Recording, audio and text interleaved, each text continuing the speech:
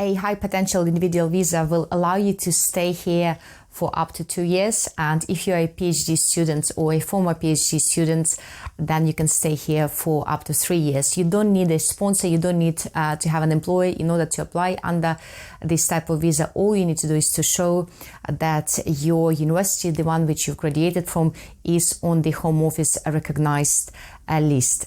This particular route was born on 30th of May 2022, or should I say it was reborn on 30th of May 2022, because before that we had the highly skilled migrant program, which lasted for 6 years until 2008, and it was not as successful as the UK government planned it to be, and therefore they've introduced another one which was called the Tier 1 General Route, and this one lasted from 2008 until 2011. So we're not sure how long this one will last, and therefore my suggestion will be for you to apply as soon as possible, provided you qualify. So in this video I'm going to explain the very easy requirements which you'll need to satisfy in order to apply under this particular route. In order for you to succeed in your UK high potential individual visa application, you need to meet 3 requirements: the validity requirements, the suitability requirements, and the eligibility requirements. The validity requirements is all about complying with the procedural part of the application. The suitability requirements, in very simple terms, is your ability to show that you have good character, and the eligibility requirements is the heart of the application. And because, guys, the validity and suitability requirements are almost always the same for the majority of UK visa applications, I'll start with explaining the eligibility requirements, and towards the end of this video I'll explain the validity and the suitability requirements. The UK high potential individual visa is a points-based system application, and therefore the eligibility requirements consist of 2 parts: the points-based requirements and non-points-based requirements. Let us begin with the non-points-based requirements because they are very simple and straightforward. The only non-points-based requirement for the UK high potential individual visa is the so-called entry requirement. And what this means is that irrespective of your nationality, you need to make an application to enter the UK in this category. So even if you don't need a visa to travel to the UK as a visitor, you cannot travel to the UK and work as a UK high potential individual. So you need to get a prior permission from the UK Embassy or High British Commission in order for you to come and work here as the UK high potential individual. So that was the only non-points based requirement. Now let us have a look at the points based requirements. In order for someone to succeed, they need to score 70 points, and you can score 70 points for 3 elements of the application. First of all, for the global universities list degree requirements, 50 points, and then the English language requirements. Again, for the majority of points-based system applications, it's always 10 points, and the same as for the financial requirements.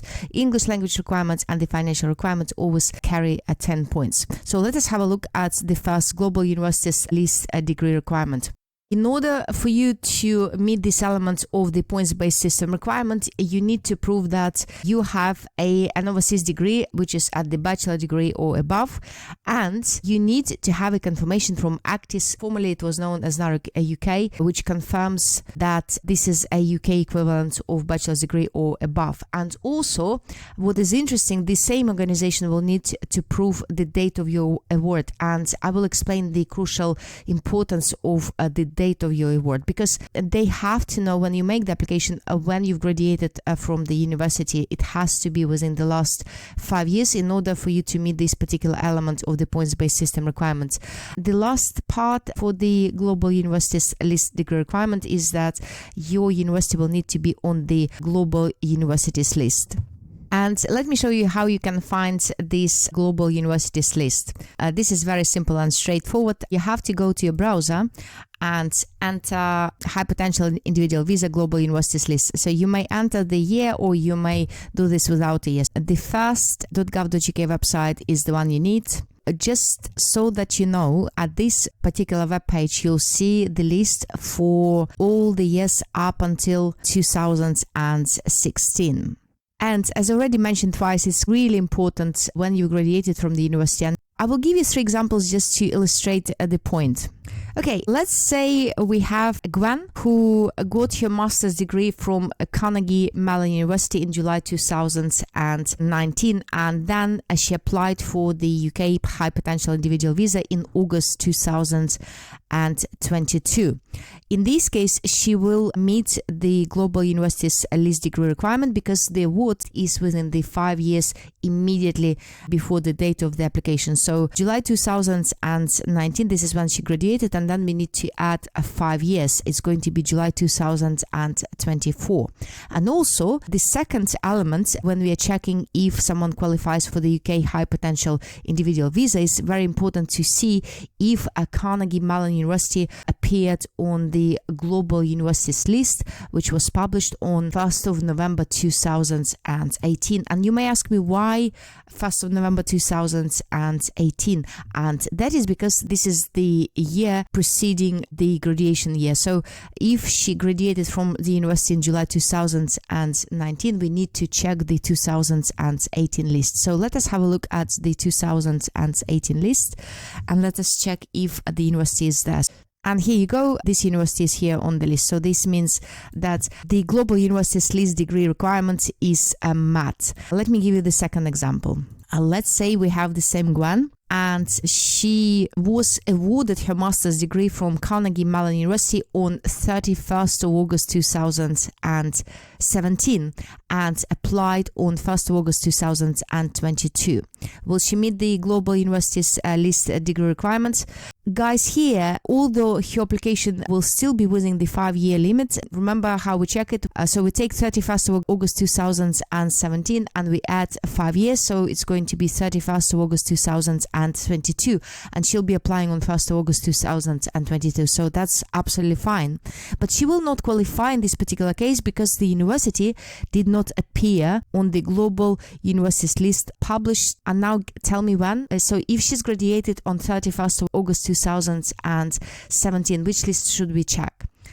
For those of you who said we have to check the 1st of November 2016 list, very well done, because this is when we have to check it because she's graduated from the university in 2017. So let us go to this list together and let us check if the university was there.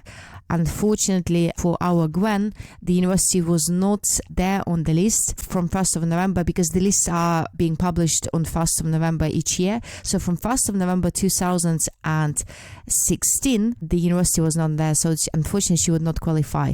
Just to draw attention, guys, here, they said that the list published in 2016 will be used to assess qualifications awarded between 1st of November 2016 and 31st of October 2017. So anyone who's got a degree during this particular period of time, their university will need to be on the list if they are applying as the UK High Potential individuals. And once again, don't forget that it's not only important to ensure that your university is on the list, it's also important to get information from Actis that this is the UK bachelor degree equivalent, and also they have to confirm the date of the award. Okay, so that was our Global Universities list degree, which carries 50 points. And then we have the English language requirement at the level of B1. Again, you have to demonstrate English language ability on the Common European Framework of Reference for languages in all 4 components: reading, writing, speaking, and listening at the level of at least B1. Guys, and let me guide you further on the English language requirement, because I know that a number of applicants find this quite confusing, and also because there are many mistakes which are made in this area, and I'll show you exactly how to avoid those mistakes in this video. So if you go to your browser and you type assessing the English language requirements UKVI, UKVI is the name of the Home Office, so you click enter, and the first website, .gov.uk website, is the one you need. And here, if you open this page, you'll see a very helpful and very detailed guidance as to how the English language requirements is being assessed. And as you can see, the High Potential Individual Visa is on this list. In this guidance, they explain that the English language requirements can be met in a number of ways. it can either be by the way of showing that the person is from the majority English speaking country. If you are a national of Canada and you're watching this video, there is a tricky bit for you to note. So they say here that if you are from a majority English speaking country, then your English language test will be met automatically. So if you go to your browser and you type Immigration Rules Appendix English Language, the first website is the one you need, and then you jump straight into the majority English speaking country section, and here you'll find the list of all the countries which are recognized as the majority English speaking countries, and as you can see, Canada is here on the list. However, if you would like to meet the English language requirements by the way of showing that you have a degree which is from Canada, the example may be where you are not a national of Canada but you studied in Canada. It's not enough to show that you studied in Canada. You will need to also prove that you had a course which was taught in English language as opposed to French. So this is very important bit for you to note. If you're not a national of Canada but you had a degree from Canada, in these circumstances you'll need to approach ACTIS, which was formerly known as UK NARIC, and then you will need them to confirm that your bachelor degree which you've obtained from Canada is first of all at the UK bachelor degree level, and secondly that it was taught in English language. The second one is when you have met these requirements before with the previous application, but those who apply for the first time, when they make their entry clearance application, they have to meet the requirements, and also applicants, as I will explain later, cannot extend this type of visa. If you have a degree taught or researched in English, you will meet the English language requirement test. Alternatively, you'll need to pass the English language test at the level of B1 or above. And in this guidance, they explain that if you decide to take the test, it has to be from the approved provider. So the approved provider will need to be on the list. So here is another one: prove your English language abilities with a secure English language test. So in the second guidance, they provide you with the list of the approved test providers in the UK and also those who are outside the UK. Research this website, choose the one you prefer, and take this test. You have to be aware that the majority of the providers provide the results of the test within usually 21 days, and also the English language test is valid for 2 years. Okay, so that was our English language requirements, and the last one, the last part of the points-based requirements, which will allow you to score the final 10 points, is the financial requirements. There are circumstances when you don't need to meet the financial requirements, and this is for someone who is switching to this particular immigration category. Switching, as I'll explain later, is the process of you changing the immigration categories. So if you have been already residing in the UK for more than 12 months, you will meet the financial requirement automatically, and you don't need to provide any evidence in support of the application. Otherwise, you will need to prove to the decision maker that there was at least £1,270 in your bank account for 28 consecutive days in the institution which is recognized by the Home Office. In case you wonder how you can check whether or not it's recognized by the Home Office, let me show you how you can check it. So if you go to your browser and you type Appendix Finance UK VI, the first.gov.uk website is the one you need. As you can see, high potential visa is here. There are certain points which they cover, really helpful in case you haven't applied before and you need further guidance on this. First of all, if your savings are not in a local currency, they tell you here that they will use this website onda.com in order to convert the currency at the date of the application. That's of crucial importance to note, because the currency rates fluctuate. It's really important for you when you're applying to make sure that when you apply, you still meet the financial requirements. The second rule is about the financial institutions. They say that they will not accept the evidence from the financial institution of your country of origin unless they can do verification checks. So basically to check that the bank does exist, or if it's not regulated by an appropriate body in the country where you live, or when this financial institution does not use electronic record keeping. Overdrafts, very simply, they don't allow those. They also would like to make sure that you have legally earned and acquired the savings. Just to give you a very brief example, let's say we have someone who wants to apply as a spouse of a British citizen, and they've been living here in the UK as an overstayer for a long period of time, and they've been working working illegally under the false name. In these circumstances, the Home Office will refuse to accept any savings which were saved during the process of this person working under the false identity, because in this case they'll say that the income was not acquired lawfully. Account holders, with an exception of a child student, they will generally expect the account to be in the applicant's name unless this applicant is applying together with the partner. So that's very important to note here. And also the applicants must have control of the funds. There are circumstances, for example, I had a case where we had a grandmother and a granddaughter, and the grandmother said that the granddaughter could use her savings to make an application. Unfortunately, this didn't qualify because the savings will need to be in the applicant's account. With regards to the third-party support, usually this is not allowed unless someone makes an application under Appendix FM and they're relying on exceptions. Dates of the financial evidence, these has to be within 30 days before the date of the application. Accounts, this one is where you will need to prove that you can access these funds immediately.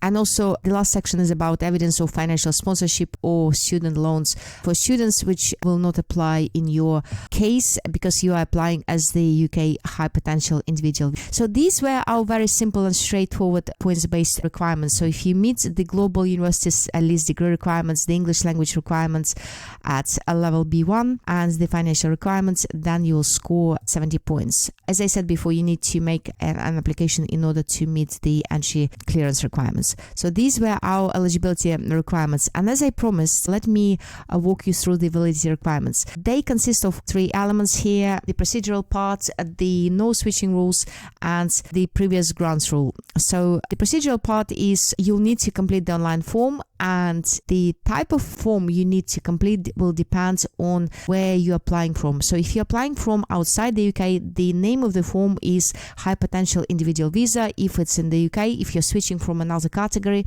because you cannot extend this particular visa, then it's going to be high potential individual, so without a word visa. You'll need to pay the fee. At the time of recording of this video, the fee was very reasonable, depending on whether or not you have a PhD degree or a bachelor degree or above. So if you have a bachelor's degrees or master's degrees, then this means that you will be applying for a 2-year visa, so that's £1,248. If you have PhD and you will be applying for 3 years, it's going to be £1,872. As part of your application, you'll need to pay the immigration and health surcharge, which is £624 per year. If one of your children applies, and only children under the age of 18 who are dependents on you will be allowed to make the application.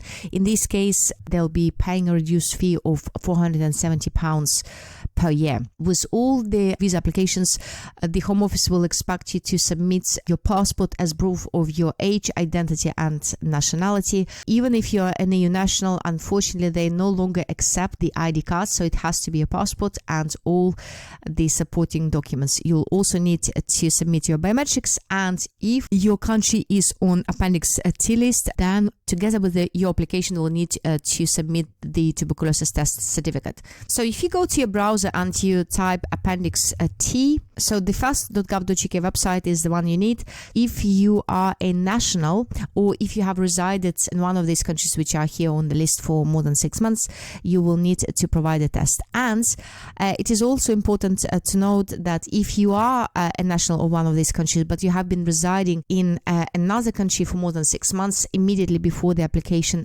which is not on this list, this means you will be excused and you don't need to submit the tuberculosis test certificate. As you can see, the procedural part is very, very simple. It just consists of 5 steps, and if you follow them, the procedural part is satisfied. Then we have to make sure that we are complying with the switching rules. This is only relevant for someone who makes the application in the UK. Switching is a legal process which allows the applicants in one immigration category to switch to another immigration category. Let's say someone came here as a student and then they would like to remain here as the UK high potential individual individual visa applicant. In this case, there will be switching and there will be certain implications. So we need to make sure that you're not switching from one of these categories. If you remain here as a visitor, short-term, a student, a parent of a child student, or as a seasonal worker or as a domestic worker in private household, or if your application was granted outside the immigration rules, unfortunately in these circumstances, switching will not be allowed. Also, crucially important to note that if you remained here with the permission under the student doctorate extension scheme, or you remained here under the graduate UK immigration route, which was introduced this year, or if you already applied for a high potential individual visa, unfortunately you cannot apply as the UK high potential individual. So just make sure that you do not belong to one of these categories or to one of those categories, because in this case, unfortunately, the application will be rejected because of the failure to meet the validity requirements. So these were our very simple and straightforward validity requirements, and the suitability requirements are very simple and straightforward. If you're making your application outside the UK, you'll need to make sure that none of the Part 9 provisions apply to you. So let me show you how you can check that. If you go to your browser and you type Part 9 of the immigration rules, the first.gov.uk website called Immigration Rules Part 9 Grounds for Refusal is the one you need. And here they list grounds for refusal or cancellation, and they are divided into two categories: the mandatory and discretionary grounds. So the mandatory ones are when we see the word must in the wording of the paragraph, and this means that if this paragraph applies, unfortunately the decision maker will refuse your application. Unfortunately, there is absolutely no flexibility there, and if you are an immigration advisor, if you see that your client or potential client will trigger one of the grounds for refusal, one of the mandatory ones, unfortunately you have no right to take the case on, because the application will definitely be refused. The second one is discretionary, when we see the wording may. In this case, there is a flexibility and the decision maker may either allow or refuse the application. Just to give you an example, so if someone has got an exclusion or deportation order or a travel ban, the application will be refused. So absolutely no discretion there. However, if someone made a false representation or they failed to disclose relevant facts, then the decision maker has a choice. They can either allow or refuse the application. But guys, I suggest that you don't try whether or not they will be willing to exercise the discretion in your favor, and just make sure that you don't make any false representations, because there are very grave consequences to that. And if someone makes the application here in the UK, in addition to meeting Part 9 of the immigration rules, you'll need to make sure that you are not applying while you're on immigration bail and you are not an overstay. So in other words, you have a valid leave to enter or remain here in the UK unless paragraph 39E applies. Paragraph 39E is called exception for overstayers. There are a number of provisions here, but generally this is a 14-day rule. In other words, when your visa expired, however you made your next visa application within 14 days, the Home Office may decide to disregard the period of overstaying, provided you prove that there was a good reason beyond your control or the control of your representative which prevented you making an application on time. And the same applies when you made a previous application and it was refused, or when you appealed against the decision. And also we have certain COVID exceptions. So if you overstayed your leave here from 24th of January until 31st of August 2020, this period of overstaying will be disregarded. And the final rule is for the applicants who had a permission on the Hong Kong BNO route. The period of overstaying will be disregarded from 1st of July 2020 until 31st of January 2021. And these were our suitability requirements. If you have met the validity requirements, the suitability requirements and the eligibility requirements, your application is highly likely to be granted. If it is refused, unfortunately you will not have a right of appeal. You can only apply for an administrative review. And if your application was allowed, you will get 3 years under this visa if you had a PhD degree or above, and you'll get 2 years if you had a bachelor degree or master's degree. There will be, as with all other visas, there will be certain conditions imposed on your stay.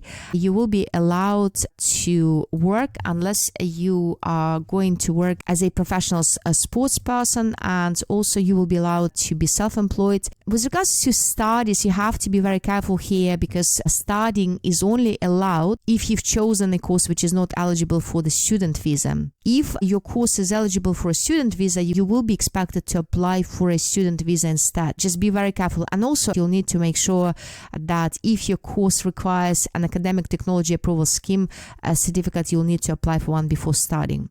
And then you can invite your loved ones here, your spouse and children under the age of 18. You can volunteer, and also you can travel abroad. And you also have to remember that you will not be allowed to claim any benefits, work as a professional sports person, extend this visa. So the duration is only 3 or 2 years depending on your degree, and you cannot settle in the UK. You cannot apply for indefinite leave to remain. And these were the requirements you'll need to satisfy if you intend to apply for the UK high potential individual visa. Guys, if you found this video useful, I'd really appreciate if you give me a thumbs up and also subscribe to my YouTube channel. Have an amazing day.